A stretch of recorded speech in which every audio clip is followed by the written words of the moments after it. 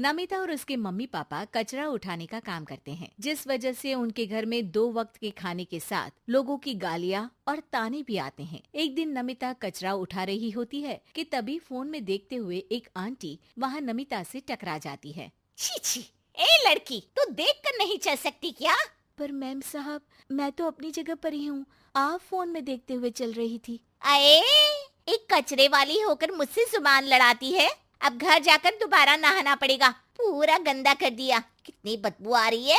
ऐसा बोलते हुए आंटी वहाँ से चली जाती है और उनकी बातों से दुखी नमिता आंखों में आंसू लिए काम करती रहती है। इसी तरह दिन बीतते हैं और एक दोपहर नमिता अपनी मस्ती में गाना गुनगुनाते हुए कचरा इकट्ठा कर रही होती है कि तभी जिंदगी एक सफर है सुहाना, यहाँ कल क्या हो किसने जाना, जिंदगी। तभी उसकी टक्कर मोहन से हो जाती है। अरे देखकर काम करो। मुझे माफ कर दीजिए साहब, गलती से टक्कर हो गई, मैंने जानबूझकर कुछ नहीं किया। ऐसा कोई जानबूझकर भला करेगा भी क्यों, कुछ नहीं होता। सोचा नहीं था कि कभी कोई मेरे साथ इतने अच्छे से बात करेगा। अरे जो नहीं करता वो इंसान कहलाने के लायक नहीं, तुम्हें उनके बारे में सोचना तक नहीं चाहिए। मोहन वहाँ से चला जाता है और नमिता उसकी बात को सोचते हुए दोबारा काम पर लग जाती है। इसी तरह समय बीतता रहता है। एक सर्दियों की सुबह कचरा उठाते हुए नमिता ठंड की वजह से पास के घर की सीढ़ियों पर ओत लेकर बैठ जाती है। कुछ ही देर बाद उस घर की मालकिन वहाँ आ जाती है। हाय तौबा, मेरा सारा घर गंदा कर दिया। अरे मैं घर के सामने गंदगी नहीं होने देती और तू पूरी की पूरी गंदगी मेरे घर की सीढ़ियों पर ही आकर बैठ गई। मालकिन, ठंड बहुत है इसलिए कुछ देर बैठ गई, अभी चली जाती हूँ और सफाई भी कर दूंगी। अरे यहाँ बैठकर घर पहले ही गंदा कर चुकी है, अब छूकर अशुद्ध भी करना चाहती है। अपनी माँ के चिल्लाने की आवाज सुनकर मोहन घर से बाहर निकल आता है, जहाँ नमिता को देख वो किसी तरह अपनी माँ को शांत करके घर में वापस भेज देता है। मुझे माफ कर दीजिए मालिक, गलती हो गई। अरे प्लीज मुझे मोहन बुलाओ और अपनी माँ की तरफ से मैं माफी मांगता हूँ। अरे नहीं मालिक, लोग वैसे भी हमें इंसान समझते ही कहाँ है, इसलिए अब इन सब की आदत है। अगर इन सब की बातों को बुरा लगाने लगे तो भूखे ही मर जाएंगे। वैसे तुम्हें ठंड में इन पतले फटे कपड़ों की जगह मोटे और गर्म कपड़े पहनने चाहिए। मेरे पास इतनी चॉइस नहीं है, जो है बस यही है। और जब घर में मम्मी पापा भूखे बैठे हो तो क्या सर्दी और क्या गर्मी। चलती हूँ साहब। नमिता तो वहाँ से चली जाती है, लेकिन अब मोहन उसके बारे में सोचना ही बंद नहीं कर पाता। कुछ दिनों बाद नमिता दोबारा कचरा उठाने मोहन के घर के पास आती है, जिसे देख वो एक नया गर्म सूट लेकर उसके पास आता है। ये तुम्हारे लिए है। शुक्रिया मालिक, पर ये तो नया है।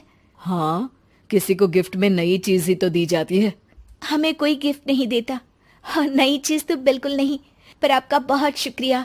चलती हूँ, बहुत काम बाकी है। एक बार फिर नमिता मोहन को अपनी सीधी बातों और साफ दिल से प्रभावित करके चली जाती है। अब मोहन उसकी बातों और सोच में खोया रहने लगता है। जितनी बार नमिता उसके घर के करीब आती है, वो किसी न किसी बहाने उससे मिलता रहता है। ये सिलसिला लंबा चलता है, जिसमें धीरे धीरे दोनों एक दूसरे से प्यार करने लगते हैं। नमिता, क्या तुम मुझसे शादी करोगी? मुझे नहीं लगता कि ये सही है। तुम्हारे घर वाले और समाज के लोग मुझे कभी नहीं अपनाएंगे। मेरी वजह से तुम क्यों अपना जीवन खराब करना चाहते हो?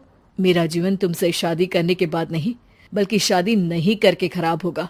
मेरी बात मानो, सब ठीक होगा, भरोसा रखो। मोहन के प्यार और उस पर भरोसे के साथ नमिता शादी के लिए हाँ कह देती है और अगले ही दिन वो दोनों कोर्ट मैरिज कर लेते हैं। इसके बाद मोहन नमिता को लेकर जैसे ही घर पहुंचता है तो वहाँ उसकी मम्मी, जो अपनी सहेलियों के साथ किटी पार्टी कर रही होती है, उन्हें एक साथ देखकर हैरान रह जाती है। हाय राम, कल मुही करम जली, तुझे एक दिन सीढ़ियों पर बैठने के लिए कुछ जरा बहुत बोल क्या दिया। तूने तो बदला लेने के लिए मेरा बेटा ही फंसा लिया। अरे जिस लड़की की हमारे सामने खड़े तक होने की औकात नहीं, मोहन तू सीधा उससे शादी करके घर के अंदर ही ले आया। हाय हाय बहन, अब तुम समाज में क्या मुंह दिखाओगी? अरे मेरी बात मानो, अब बाहर निकलना ही बंद कर देना। आंटी जी, मेरी माँ का तो पता नहीं, पर आप आज बाहर निकलकर दोबारा इस घर में कदम मत रखना। अरे हम ऐसे कचरे वालों के घर में आकर अपनी इज्जत खराब करने का शौक भी नहीं रखते। अगर यही कचरे वाली आपके घर का कचरा उठाना बंद कर दे तो उस आलीशान मकान में आप 2 दिन भी नहीं रह सकती। पता है क्यों? क्योंकि आप जितनी गंदगी फैलाते हैं ना, उसे ये साफ करती है। इसलिए आपका घर साफ रहता है और आप उस पर घमंड कर पाती है। इस हिसाब से तो आप और हम कचरे वाले हुए। ये नहीं, कुछ भी हो, बीमारी, ठंड या गर्मी, ये हमेशा अपनी फिक्र ना करते हुए आपको सेफ एंड क्लीन रखने के लिए सफाई करने आती है और आप इसे ही गंदा बोलती है। शर्म करो। मोहन की बात सुन के सबको अपने कहे पर शर्म आने लगती है, जिस पर वो नमिता से माफी मांगते हैं और मोहन की मम्मी भी उसे अपना लेती है।